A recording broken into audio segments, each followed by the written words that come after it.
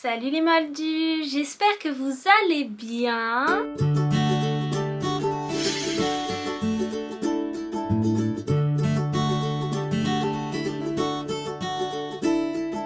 Je suis trop contente de vous retrouver aujourd'hui pour cette vidéo un petit peu particulière puisque nous allons découvrir ensemble des jeux de société Harry Potter. Les jeux de société, c'est pas forcément quelque chose qui fait partie intégrante de ma chaîne YouTube Harry Potter, mais quand Asmodée, qui est donc un éditeur et un distributeur de jeux de société, m'a proposé de découvrir tous leurs jeux Harry Potter, je me suis dit go!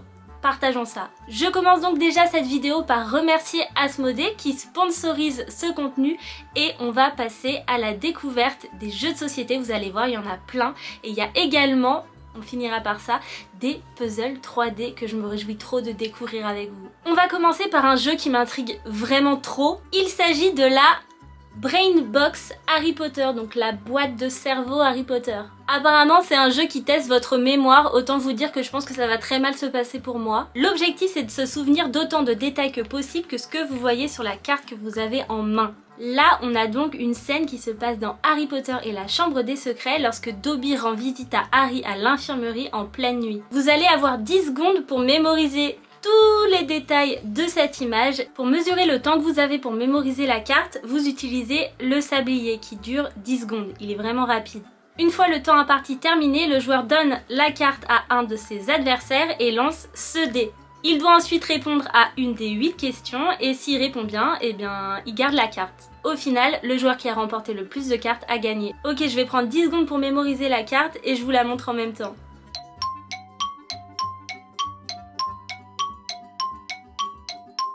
On a donc où se tient Dobby, sur le lit je crois. Lequel des bras d'Harry est en écharpe? C'est le bras droit, non? Combien d'oreillers peut-on voir? J'en ai aucune idée. Question 7. De quelle couleur sont les montants du lit? Gris, non? Ça a l'air trop bien les gars, je veux trop jouer à ça, je vais l'amener à ma prochaine soirée entre potes.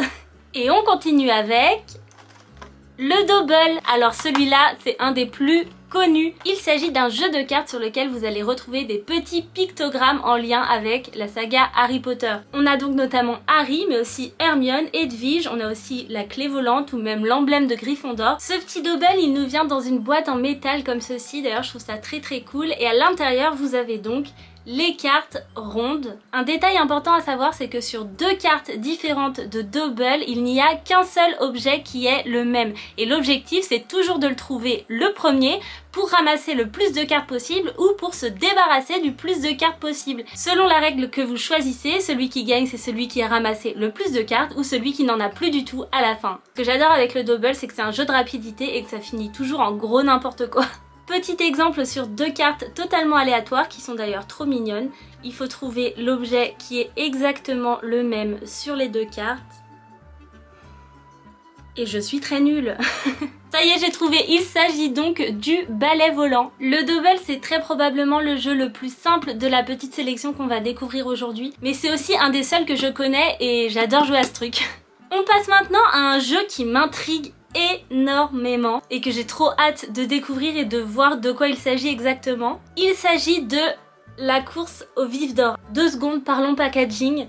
Cette petite illustration là, elle me rend trop nostalgique. On dirait vraiment un jeu un peu vintage. J'ai trop hâte de voir ce qu'il y a à l'intérieur. Vous le voyez, ce jeu, il est en forme de malle de Quidditch et c'est pas pour rien, ça s'appelle la course au vif d'or. Il va falloir attraper le vif d'or. Il s'agit d'un jeu de cartes durant lequel il faut créer des duos ou des trios de cartes et également lancer des actions spéciales, genre jeter un cognard sur son adversaire. Et la finalité du jeu, c'est évidemment de trouver le vif d'or. Écoutez, on va le découvrir ensemble. On commence par se débarrasser du packaging et là c'est vraiment la bonne surprise. C'est en forme de malle de Quidditch. Vous avez les 4 petites maisons ici, donc franchement le packaging il est juste dingue. En fait on dirait presque un petit objet de collection. C'est parti pour l'ouverture. C'est vraiment canon. Ça se présente donc de cette manière, évidemment je vous ferai des close-up, il y a un cognard qui essaye de se faire la malle. On a donc le soifle, les 2 cognards et le vif d'or avec 2 petits paquets de cartes ici qu'on va découvrir ensemble. D'après ce que je vois, il y a plusieurs types de cartes. On a les cartes balai, mais aussi les cartes baguette. On a aussi des cartes potions magiques et des cartes chaudron. Dans le jeu, il y a aussi des cartes qui correspondent au poste de l'équipe de Quidditch. On a donc les cartes poursuiveurs, les cartes attrapeurs, les cartes gardiens et les cartes batteurs. L'objectif, c'est donc de faire circuler les cartes tout autour de la table pour faire soit des trios d'objets, soit des duos de postes de Quidditch. Pendant le jeu, si vous rassemblez une paire de cognards, vous devez vous emparer d'un des cognards et le jeter sur un autre joueur. Sans l'attraper, cet autre joueur doit l'envoyer sur un autre joueur. Celui qui n'arrive pas à renvoyer le cognard sur un autre joueur et qui est visé doit rendre toutes ses cartes. Ensuite, il remet le cognard dans la malle en prenant bien soin d'appuyer sur le bouton qui se trouve juste en dessous du cognard. À force d'appuyer, à mon avis, le vif d'or va s'envoler, ça va être le moment de l'attraper. Je l'ai pas attrapé. Le vif d'or, il a changé un peu. La personne qui attrape le vif d'or gagne évidemment des points supplémentaires. L'objectif final, c'est d'avoir le plus de points possible. Personnellement, je trouve que ce jeu, il a l'air hyper cool. Ça a l'air d'être un jeu un peu de stratégie et un peu de vitesse. Et clairement, je pense que en soirée, ça doit être très très sympa. Dites-moi dans les commentaires si vous souhaiteriez que je fasse une partie en vidéo de la course au vif d'or pour voir ce que ça donne un petit peu en conditions réelles. On continue avec un jeu que vous connaissez peut-être et auquel moi, perso, j'adore jouer. Je ne l'avais pas et je suis trop contente. Merci Asmodée pour ce petit envoi. Il s'agit du Time's Up Harry Potter. Et oui, c'est le Time's Up, donc c'est pareil, c'est un jeu de rapidité qui se joue entre amis et il est beaucoup trop cool ce jeu. À l'intérieur de la boîte, ça se présente de cette manière. On a donc les cartes, on a également un petit carnet pour compter les points et un petit sac en toile comme ceci. Les cartes, elles se présentent comme ceci. Vous avez une partie blanche et une partie noire. Selon la partie, vous choisissez quelle couleur on essaye de faire deviner. La partie se divise en 3 manches. Lors de la première manche, vous devez décrire l'objet ou le personnage que vous voyez sur la carte à votre équipe. Lors de la seconde manche, vous n'avez plus qu'un seul mot pour décrire l'objet ou le personnage. Et enfin, la dernière manche, vous devez mimer. Et c'est souvent vraiment sympa. La partie commence avec 30 cartes. À chaque fin de manche, chaque équipe compte le nombre de cartes qu'elle a réussi à deviner. C'est l'équipe qui remporte le plus de manches qui remporte la partie, tout simplement. Clairement, je suis trop contente d'avoir le Time's Up Harry Potter. Je pense que je vais me faire mes meilleures soirées. Et maintenant, on va passer à 2 gros jeux que je ne connais pas du tout. Le premier de ces jeux, c'est celui-là.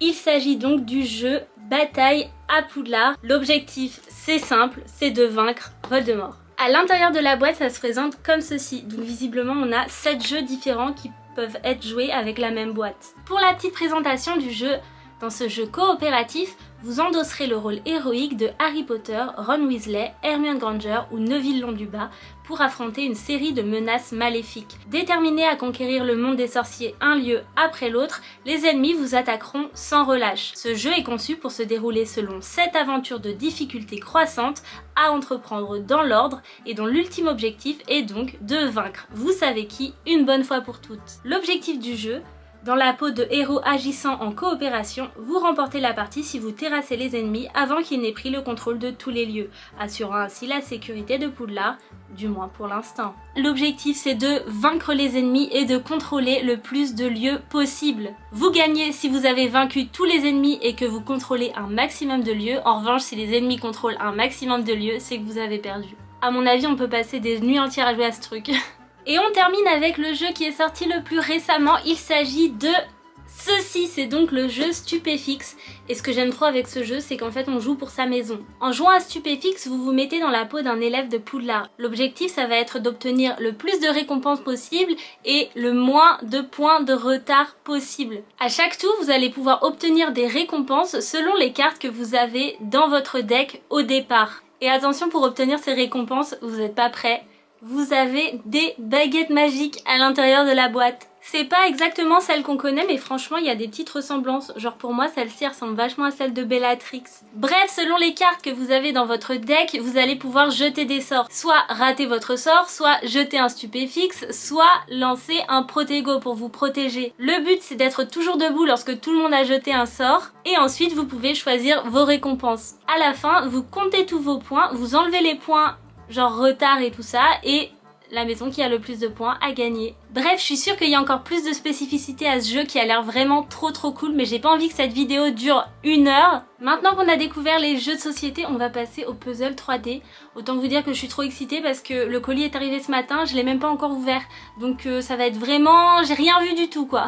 On va commencer avec la base des bases.